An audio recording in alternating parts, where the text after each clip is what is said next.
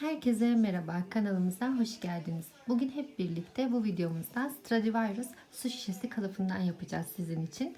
Videomuzu sizin için bu şekilde hazırladık. Kullandığımız ipler böyle koton iplerden. 4 numara tığ kullanıyoruz. İğnemiz ve makasımız var. Malzemelerimiz bu şekilde. Siz bunu tabii yine istediğiniz renklerde yapabilirsiniz. Ve videomuza başlayabiliriz.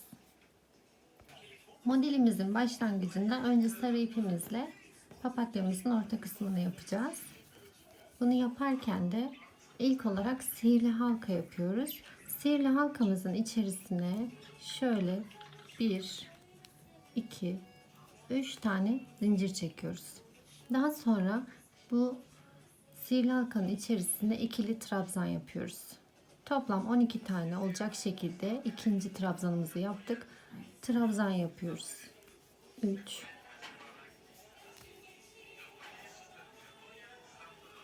bu şekilde toplam 12 tane trabzan yapalım ve papatyamızın beyaz kısmıyla videomuza devam edelim. Bu şekilde 12 tane trabzan yaptıktan sonra şöyle sihirli halkamızı kapatıp ilk zincirimizin tepesine batıyoruz. İlmeğimizi geçirip bir zincir çekip sarı iple işimizi bitiriyoruz. Daha sonra şöyle gördüğünüz gibi orta kısmı yapmış oluyoruz. Şöyle beyaz ipimizle önce bir zincir çekiyoruz. Daha sonra şöyle her boşluktan birer tane popcorn şeklinde yaprak yapacağız. İpimizi geçirdik. 1, 2, 3 tane zincir çektik. Daha sonra aynı boşluğa şöyle ikinci trabzan zincirimizi de sayıyoruz. Aynı boşluğa üçüncü trabzan, aynı boşluğa 4 ve aynı boşluğa 5. trabzanımızı yapıyoruz. Her boşluğa 5 tane ikili trabzan yapıyoruz ve şöyle ilk zincirimizin tepesinden batıp şurada zincirimizi, yani şu ipimizi alıp arkadan şöyle geçiriyoruz. Daha sonra araya 1, 2 zincir ve yine hemen yanındaki boşluğa yine 5 tane trabzan yapıyoruz. 1,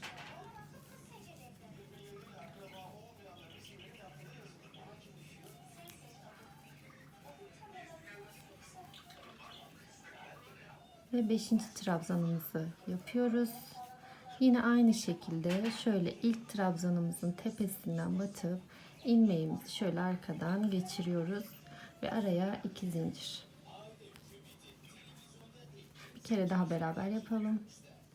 Toplam 12 tane trabzan yapmıştık ya, aynı şekilde şöyle popcorn yapraklarımız toplam 12 tane olacak. Şimdi üçüncüyü yapıyoruz mesela. Yine hemen yanındaki boşluğa 5 tane yine aynı şekilde trabzan yapıyoruz.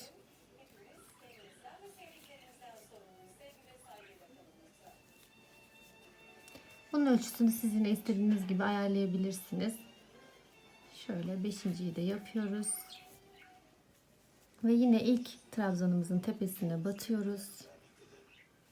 Şöyle ilmeğimizle, yani ipimizi alıp arkadan geçiriyoruz içerisinden ve araya 2 zincirle yine aynı şekilde devam ediyoruz. Toplam 12 tane olana kadar bu işlemi yapıyoruz. Bunun aynısından 4 tane yapacağız. Biz şimdi bunu tamamlayalım. Aynısından 3 tane daha yapalım ve diğer renk ipimizle videomuza devam edelim. 12 tane popcornumuzu bu şekilde yaptık. Yani papatyanın yaprak kısmını yaptıktan sonra pembe renk ipimizle şöyle gördüğünüz gibi şimdi kare motife çevireceğiz modelimizi. Şöyle bir zincir çekiyoruz yine başlamadan önce. Yapacağımız işlem hep şu popcornların arasındaki boşluklarda. 2 tane zincir çekmiştik ya, orada tığımızı geçirip ilmeğimizi ilk önce şöyle sabitliyoruz. Daha sonra 2 tane zincir çekiyoruz ve aynı boşluğa 3 tane ilk trabzan yapıyoruz. Bu zincirle beraber 3. trabzan.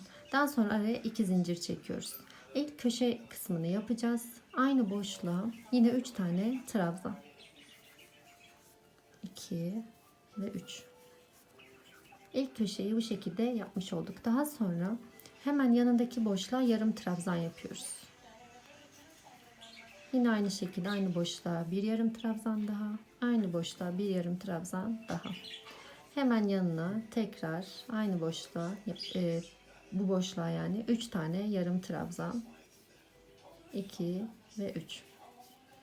Daha sonra yine yanda hemen bir köşe daha yapıyoruz. Köşe yaparken ikili trabzan yapıyoruz. İkinci ve üçüncü trabzanımızı yapıyoruz. Araya 2 zincir ve aynı boşluğa tekrar 3 tane ikili trabzan. Sadece aralarda yarım trabzan yapıyoruz. Kare şeklini verebilmek için. Daha sonra normal yine trabzanlarımıza devam ediyoruz. Yine aynı şekilde şu köşeyi yaptıktan sonra ara kısımda yine yarım trabzan, 2 ve 3 tane yarım trabzan.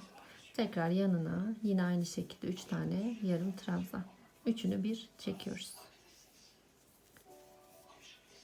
Şimdi yine bir köşe daha yapacağız. Köşede yine ikili trabzan yapıyoruz. 3 tane ikili trabzan. Araya 2 zincir ve tekrar 3 tane aynı boşluğa ikili trabzan. Bu köşeyi de yaptıktan sonra şöyle burayı da tamamlayalım. Videomuza diğer sırayla devam edelim. İlk sıramızı da bu şekilde tamamladık. Yine ilk zincirimizin tepesine batıyoruz. İlmek kaydırma tekniğiyle şuraya boşluğa geliyoruz. 1, 2, 3 tane zincir çektik.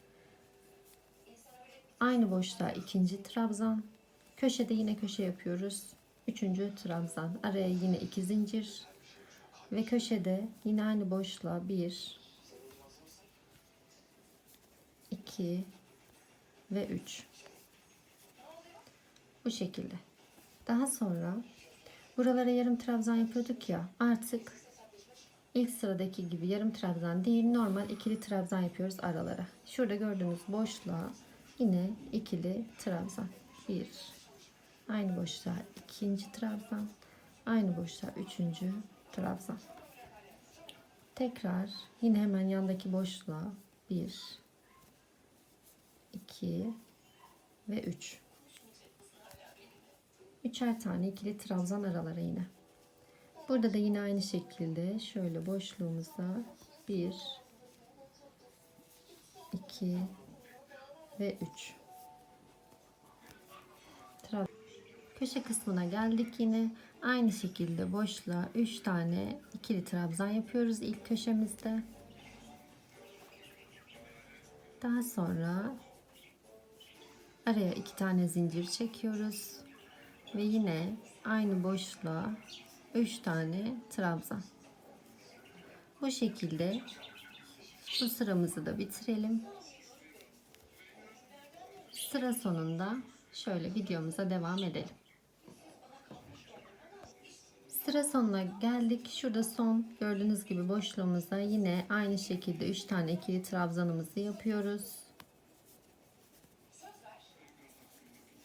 Ve yine ilk zincirimizin tepesine batıp ilmeğimizi geçirip artık motifimizin kare haline gelmiş ve bu şekilde bitişini yapıyoruz. Şimdi şöyle bir şey yapacağız. Bunları birleştirirken şöyle motifi de göstereyim. Motifleri birleştirirken zaten 4 tane yapacağız. Sadece şöyle ilk motifi bu şekilde bitirebilirsiniz. Daha sonra diğerini ilk sırayı şu şekilde hazırladım ben zaten şimdi. İlk sırasını yine aynı şekilde ikili trabzanlar köşede, aralarda yine yarım trabzan şeklinde yapıp ilk sırayı bitireceğiz ve birleştirmeyi bu şekilde yapacağız. Yani şöyle. Şimdi ilk sırasını bu diğer papatyamızı geçtik. Yine aynı şekilde köşelerde ikili trabzanlar, araya 2 zincir. Buralarda zincir yok, yarım trabzan. Şimdi sıra sonuna geldikten sonra şöyle ilk zincirimizin tepesine batıyoruz ve kapatıyoruz. Şöyle ilmeğimizi kaydırıp şu köşedeki boşluğa geliyoruz. 1, 2, 3 tane zincir çekiyoruz. Şimdi nasıl köşede 3 tane trabzan yapıyorduk, yine 3 tane trabzana tamamlıyoruz. İlk zincirimizle beraber 2 ve 3. Bir zincir çekiyoruz. Şu bitirdiğimiz motif var ya, bunun yine köşe kısmından şöyle ilmeğimizi, yani zincirimizi geçiriyoruz. Bir zincir çekiyoruz ve aynı boşluğa köşemizi yapıyoruz. 1, 2 ve 3. Daha sonra yine şöyle şuradan boşluğumuz var ya, şöyle gelecek zaten sıralama. Şu şekilde göstereyim. Şöyle yani sıralamayı yapacağız. Şuradaki boşluğa şöyle zincirimizi yine geçiriyoruz. Bir zincir çekiyoruz ve hemen yanındaki boşluğa 3 tane trabzan. 1, 2 ve 3. İkinci birleştirmeyi de şöyle gördüğünüz gibi yaptık. Yine aynı şekilde şu sıradaki boşluğa tığımızı geçirip şuradan zincirimizi geçiriyoruz. Bir zincirle sabitliyoruz ve hemen yanındaki boşluğa 3 tane ikili trabzan yapıyoruz. Hem ikinci sıramızı yapıyoruz hem de birleştirme işlemi yapıyoruz. Daha sonra yine aynı şekilde boşluğumuzdan tığımızı geçirip zincirimizi geçirip bir zincir atıyoruz ve sabitleyip aynı boşluğa 3 tane trabzan. Yine aynı şekilde boşluktan şöyle tığımızı geçiriyoruz. İlmeğimizi bir zincir çekiyoruz. Boşluğumuza 3 tane, yani köşe yapıyoruz zaten, ikili trabzan. 2 ve 3.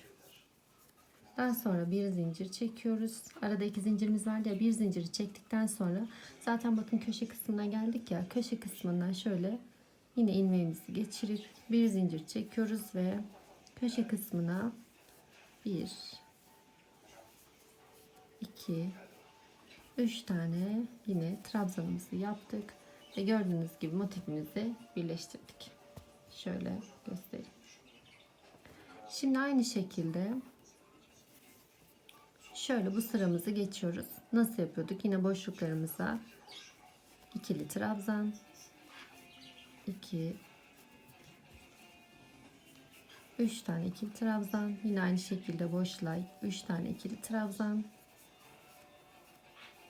yine aynı şekilde 3 tane ikili trabzan.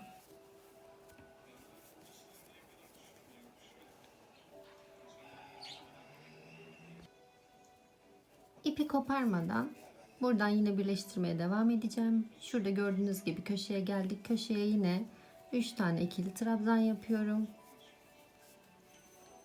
3. trabzanımı yaptım. Bir zincirimi çektim.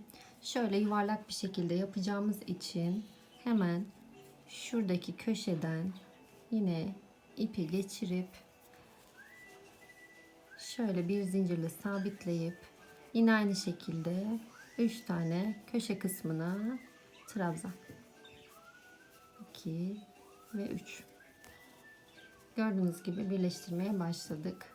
Yine aynı şekilde şöyle şurada hemen göstereyim. Şuradaki boşluktan ipimizi geçiriyoruz.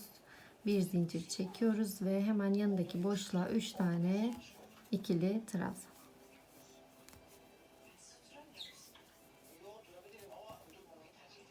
Yine aynı şekilde birleştirmeye devam ediyoruz. Hem motifimizin ikinci sırasını geçip hem de birleştirmelere devam ediyoruz. Bir zincir çekip hemen yanındaki boşluğa 3 tane ikili trabzan. 1, 2 ve 3. Yine şuradan geçiriyoruz. Bir zincir ve boşluğa devam.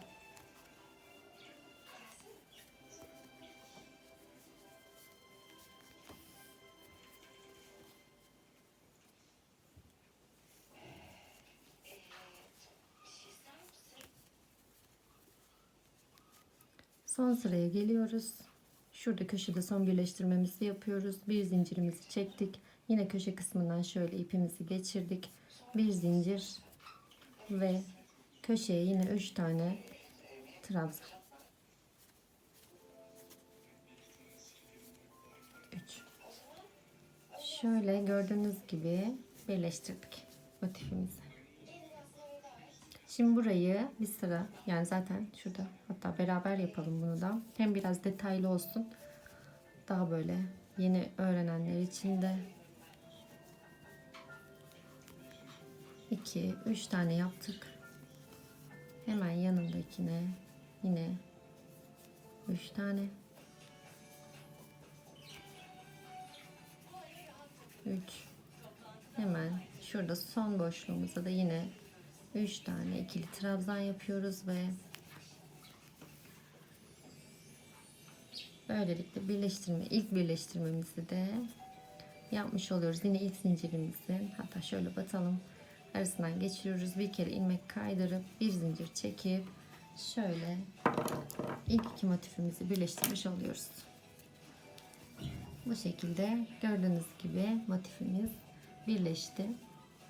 Şimdi diğer bu motifleri yine aynı şekilde ilk sırasını yapalım. Burada nasıl yapıyorduk? İlk sırada 3 tane ikili trabzan yapıyorduk köşelerde, araya 2 zincirli. Diğer kısımlarda araya zincir atmadan yarım trabzan yapıyorduk 2 tane. Şimdi o kısmı yapalım. Daha sonra da birleştirme işlemiyle ve hem ikinci sırasını geçiyor olacağız. Onu birlikte yapalım.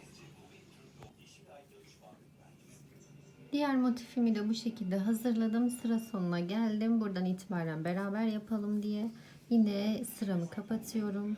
Aynı şekilde şöyle ilmek kaydırmayla 1 2 3 köşe kısmına geldim. Yine 3 tane ikili trabzan yapıyorum ilk. Daha sonra yine birleştirme kısmından şöyle şu şekilde köşelerden hemen geçiriyorum. Bir zincirimi çekeyim. Geçirdikten sonra bir zincir daha ve köşeyi yine 3 tane ikili trabzanla tamamlıyorum.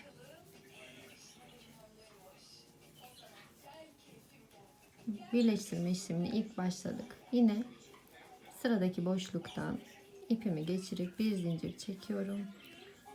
3 tane ikili trabzan yapıyorum.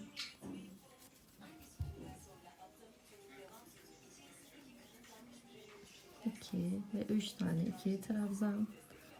Yine hemen sıradaki boşluktan şöyle ipi geçirip bir zincir çekiyorum ve 1 2 3 tane ikili trabzan. Yine hemen sıradaki boşluktan ipimi geçiriyorum.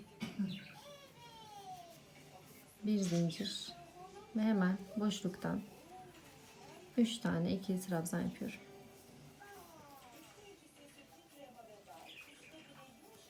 Yine aynı şekilde köşeye doğru geldim zaten. Şuradan ipi geçirip bir zincir çekiyorum. Köşede yine 1 2 3 tane trabzan, bir zincir.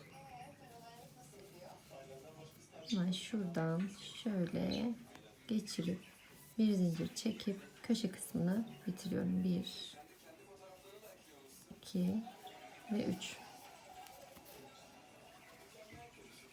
Birleştirme işlemini burada yaptıktan sonra son motifimizi ekleyeceğiz ya, o yüzden bu kısmı şöyle tamamlayabiliriz. Yani hiçbir işlem yapmadan, burada birleştirme işlemine devam etmeden direkt buradan yine 3 tane ikili trabzanlarımızı boşluklara yapıp köşe kısmını yapıp bu sırayı tamamlayalım ve son birleştirme işlemiyle videomuza devam edelim. Şimdi bu şekilde hazırladık ya, son motifimizi dikip artık şu kısmı tamamen bitireceğiz. Tek sap kısmını yapmak kalacak. Şimdi yine aynı şekilde motifimizi hazırladık. İlk sırada yine yaptığımız gibi yarım trabzanlarımız ve köşe kısımlarıyla hazırladık. Yine motifimizi bu şekilde kapatıyoruz. Yani ilk sıramızı kapatıyoruz. İlmek kaydırarak köşe kısmına şöyle 1 2 3 tane zincir çekip ikinci trabzan ve üçüncü trabzanı yapıyoruz ve son birleştirme işlemine geçiyoruz. Bir zincir çekiyoruz. Şöyle ilmeği geçirip bir zincir çekip birleştirme işlemine başlıyoruz. Yine 3 tane trabzan, Yine aynı şekilde şurada sıradakinden boşluktan geçiriyoruz. Bir zincir çekiyoruz. Boşluğun içerisine yine sıradaki boşluğumuza 3 tane trabzan. Bu şekilde birleştirme işlemimize devam edeceğiz. Yine aynı şekilde sıradaki boşluğumuzdan şöyle tığımızdan ipimizi geçirdik. Bir zincir çektik. Hemen boşluğun içerisine yine 3 tane ikili trabzan. Bu işlemi böyle motif bitene kadar, yani motifin etrafı tamamen bitene kadar devam ettiriyoruz. Şöyle bir zincir daha ve sıradaki boşluğa şöyle 3 tane yine trabzanımızı yapıyoruz. Şimdi size şöyle göstereyim. Gördüğünüz gibi şuradan şöyle birleştiriyoruz. Şu kısımda birleşecek, böyle aynı şekilde bu kısımda birleşecek. En son şuradaki üstteki kısmı yapacağız. Daha sonra burayı bitirdikten sonra bir sırada şöyle ya trabzan ya sık iğne, isterseniz yapmaya da bilirsiniz. Şimdi bu şekilde biz birleştirme işlemini bitirelim. Videomuza devam edelim. Birleştirme işlemini bitirdik. Böyle gördüğünüz gibi. Şimdi bu kısmı yapacağız. Burada şöyle yapıyoruz. 3'er tane ilmeğimizi böyle toplayıp bir anda alıyoruz. Aynı şekilde yine 1, 2 ve 3. Bu şekilde bütün ilmekleri bir alıyoruz. İlk olarak kapama işlemini yapacağız ki daha sonra fazla bir işlemimiz kalmayacak zaten. Bu şekilde her boşluktan ilmeğimizi toplayıp sıra sonuna kadar devam ediyoruz. Daha sonra hepsini zaten bir toplayacağız. Böylelikle hem alt kısmı da güzel duracak.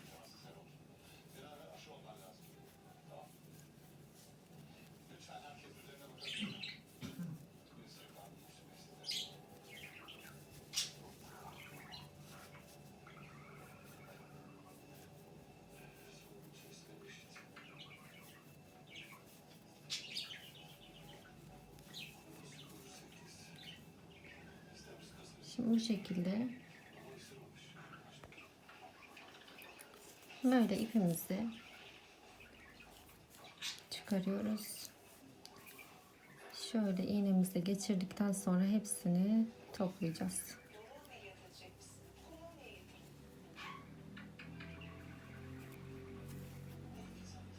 Bütün ilmeklerden bu şekilde geçireceğiz.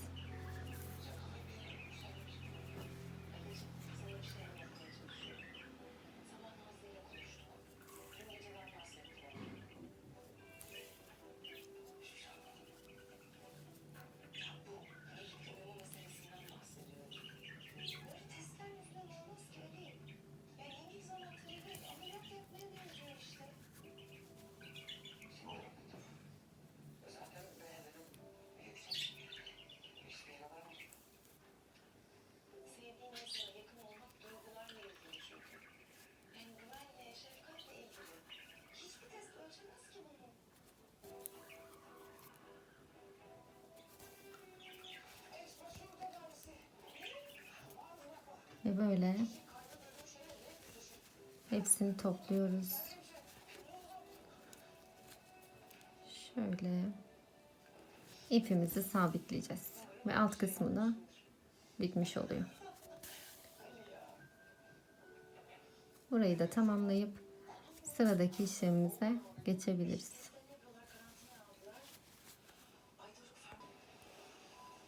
Buradaki işlemimizi tamamladık. Şimdi şurada üst kısımda bir kere şöyle bir sıra trabzan yapacağız. Daha sonra da sap kısmının yapımına geçip artık modelimizi bitireceğiz. Şöyle köşeden yine ipimizi geçiriyoruz. 2 zincir çekiyoruz.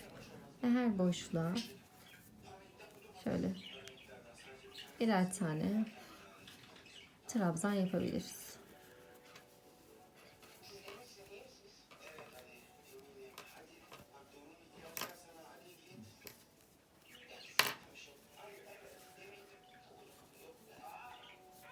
Bu şekilde sıramızı tamamlayalım.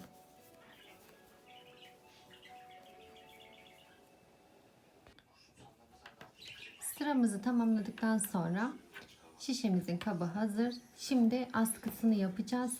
Bunu istediğiniz yine uzunlukta yapabilirsiniz. Bir de benim yaparken tek kat denediğimde biraz ince kaldı gözüme. O yüzden 2 katlı yaptım. Siz de yine kendiniz bir katlı ve 2 katlı deneyip istediğiniz şekilde yapabilirsiniz. İpi başlarken yine biraz uzun bırakıyorum. Dikerken tekrar iğneme ip geçirmemek, eklememek için. Şöyle ilk olarak bir düğüm atıyorum. Daha sonra 1-2 zincir çekiyorum. Hemen ilk zincirime batıp sık iğne yapıyorum. Sık iğne yaparak yapacaksınız askıyı. Bu şekilde çeviriyoruz. Şuradaki 2 ipimi alıp şöyle tığla ipi geçiriyorum ve tekrar bir sık iğne.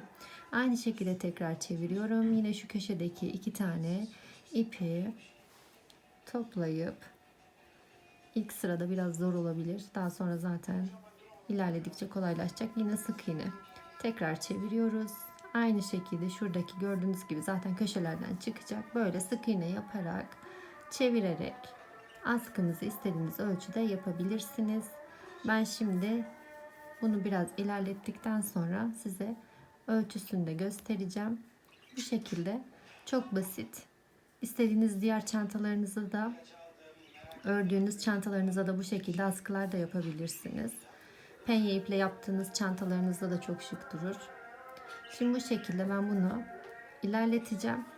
Daha sonra size ölçüsünü verip ne kadar yaptığımı göstereceğim. Şöyle gördüğünüz gibi istenilen ölçüye biz getirdik. Siz de dediğim gibi istenilen şekilde bunu uzatabilir ya da kısa da yapabilirsiniz. Ben şöyle size bir de yaptığım ölçüyü söyleyeyim. Kaç santim olduğunu. 95 santime denk yapmışım. Siz de istediğiniz gibi yine tekrar ediyorum yapabilirsiniz. Şimdi bunu sabitleyeceğiz. Bir buradan dikeceğiz. Ve diğer uç kısmını da aynı şekilde karşılıklı buradan dikelim ve son haline artık geçebiliriz.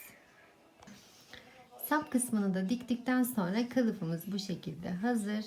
Umarım anlatımımızı beğenmişsinizdir. Denememizi istediğiniz, sizin için paylaşmamızı istediğiniz modeller varsa bunu bizimle yorum kısmından ve Instagram hesabımızdan paylaşabilirsiniz.